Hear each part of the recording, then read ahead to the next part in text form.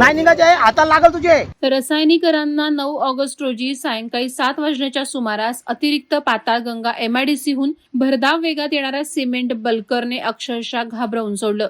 कालिवली bridge tunnel जवळ या बल्करने एका दुचाकीला जबर धडक दिली. दुचाकीवरील दोघांनी क्षणात प्रसंगावधान राखून गाडीवरून उडी मारली आणि थोडक्यात बचावले. मात्र दुचाकीचं मोठं नुकसान झालंय. धडक देऊनही बल्कर तिथेच थांबला नाही.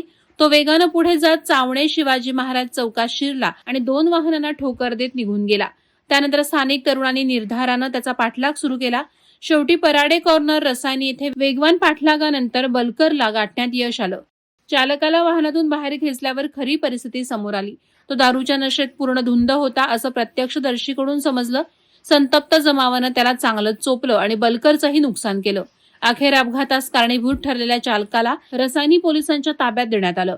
या घटनेत 4 ते 5 प्रवासी जखमी झाले असून सुदैवानं कोणतीही जीवितहानी झालेली नाही. मात्र अनेक वाहनांचे मोठं नुकसान झालं असून अपघाताचं नेमकं कारण अद्याप अस्पष्ट आहे. रसायनी पोलिसांचा तपास सुरू आहे, पण या थरारक घटनेनं परिसरात अजूनही भीतीचं सावट आहे.